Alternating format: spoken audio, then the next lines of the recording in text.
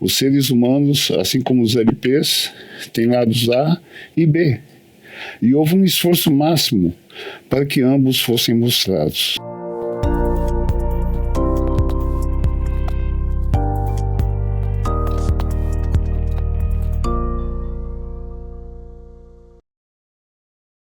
Oi, aqui é o Paul.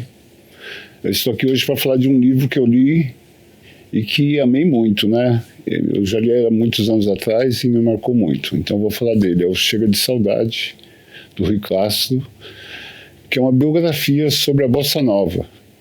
História e histórias da Bossa Nova.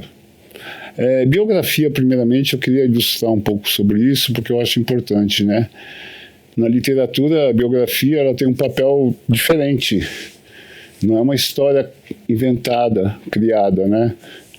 É uma história contada a partir de eventos reais e que é muito importante no sentido do contexto histórico. Quando você lê uma biografia, de um personagem, que é o mais comum que existe, né? De alguma pessoa famosa, uma personalidade do passado, é muito legal você ler para entender o contexto histórico daquele tempo.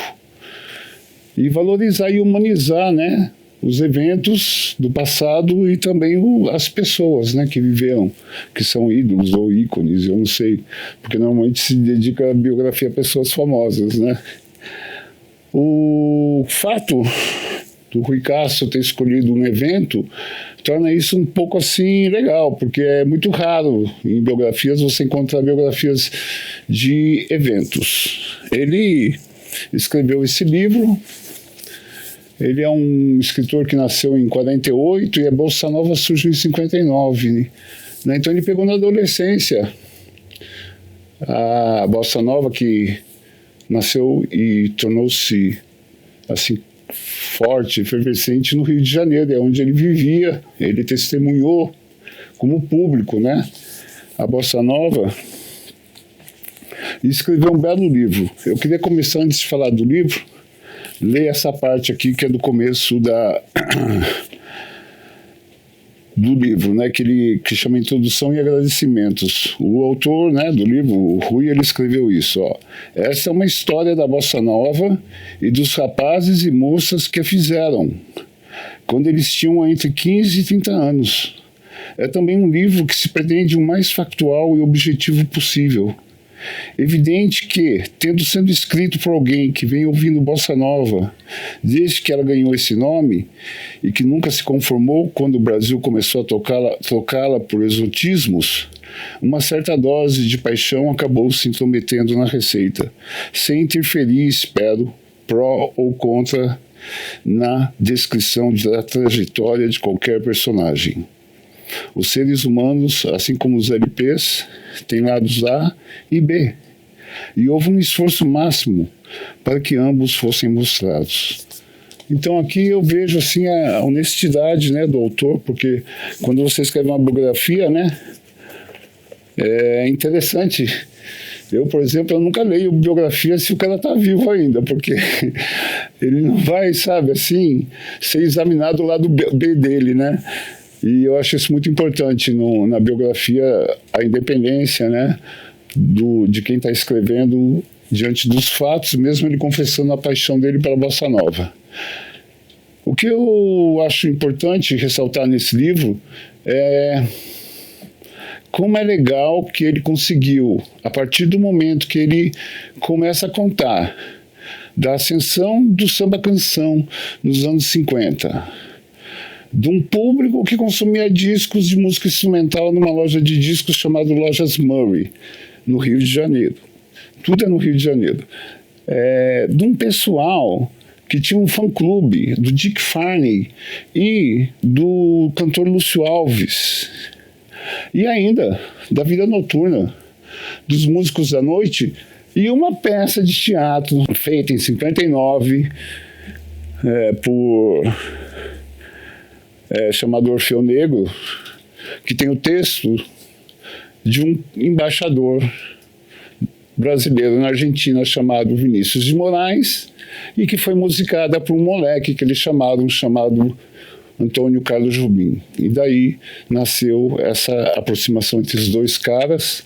E é legal ver como depois, no futuro, nos próximos anos, isso vai crescendo de tal forma que pessoas que eram desse grupo, que iam na noite, outros que curtiam jazz, e desse grupo de fã-clube estava a Nara Leão, a Silvinha Telles, o Carlos Lira, o Roberto Menescal, quer dizer, pessoas que foram ingressando nesse estilo de música que começou a ser feita, então, a partir entre os anos 50, o fim dos anos 50 e o começo dos anos 60, e que teve, assim, como um personagem muito marcante, um baiano vindo do interior da Bahia nos anos 50 para ser cronista de uma banda chamada Anjos do Inferno no Rio de Janeiro. E esse cara se chamava João Buxuberto. Ele simplesmente assim, quando conheceu as músicas que o Jobim estava fazendo com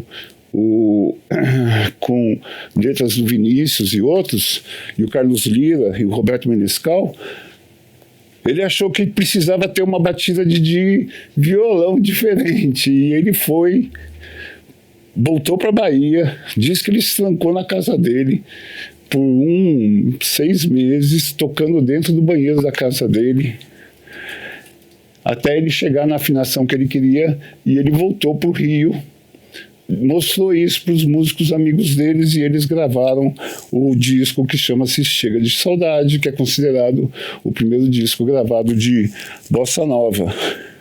No livro, né, quando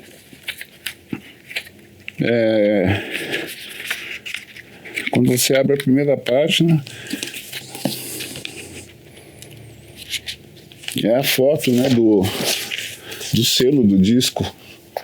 A foto do selo do disco.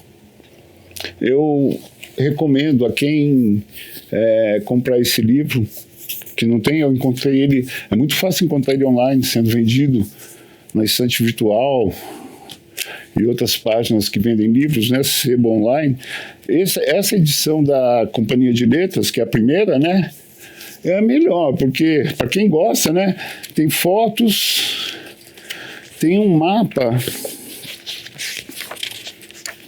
Aqui, ó, tem um mapa, ele abre aqui, assim, com todos os bares que tinham de bossa nova nos anos 50 e 60, entre esse período, em São Paulo, em Copacabana e em São Paulo também, né, que são as duas cidades assim que viveram a febre da produção musical da bossa nova e que introduziu, né, o conceito de música instrumental também no Brasil, né? Que a bossa nova trouxe isso com ela, né? O advento dela. Ele também mostra, né? Para não alongar muito, eu não vou contar todo o livro, né? Toda a história da bossa nova, mas o que é legal é vocês verem como é importante esse movimento e como é coincidente também nesses eventos que em 62 um músico chamado Charles Lloyd veio visitar o Brasil numa comissão de americanos de estudos culturais do Brasil. Era uma coisa feita pela Walt Disney, eu acho, eu não tenho muito bem certeza, mas ele pousou, a capital do Brasil era o Rio de Janeiro, ele pousou lá e ele viu a bossa nova acontecendo na noite do Rio. Ele ficou encantado e levou vários discos para os Estados Unidos, e um amigo dele, que é um saxofonista chamado Stan Getz, os dois gravaram um álbum em 63 chamado Samba Jazz, Brazilian Jazz, Samba Jazz, Samba Jazz. E esse álbum só tinha músicas de Antônio Carlos Jobim, Carlos Lira, Roberto Menescal, tudo versões instrumentais. Em 64, João Gilberto e outros músicos da Bossa Nova fizeram um show famoso em 63, no Carnegie Hall.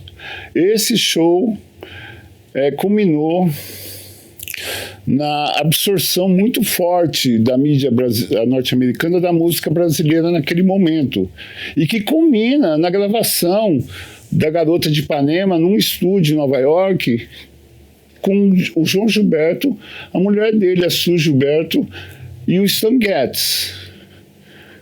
E lançaram Garota de Ipanema com o João Gilberto cantando a primeira parte em português e a Su Gilberto a segunda parte em inglês. Essa música foi, assim, a mais tocada aquele ano no mundo. E é uma das músicas brasileiras, é a música brasileira que mais recebeu versões. Ela tem perto de 440 versões. Eu acho que nem o Roberto Carlos chegou a isso. Então é interessante ver como a importância da bossa nova é incrível, né? E importante para quem gosta de música. E infelizmente hoje a bossa nova não é praticada, né? Não é tocada assim, ela é o passado, né? É legal você entender que isso foi feito por gente jovem, não esse tiozão que você vê aí tocando hoje bossa nova Dante, né? Tudo cabelo branco, os remanescentes dela, né? É muito legal você entender que esse estilo musical é finíssimo e é brasileiro. E leiam um livro. Falei e disse.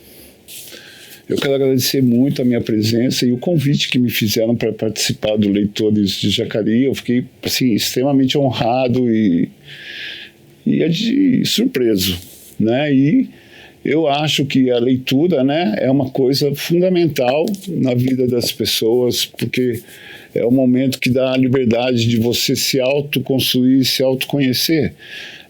A leitura é um dos únicos instrumentos que nós temos de produção humana, artística, que transmite o conhecimento e transmite o saber. Então, é muito legal você se interessar por isso e ir além, né? Ir além, sempre além.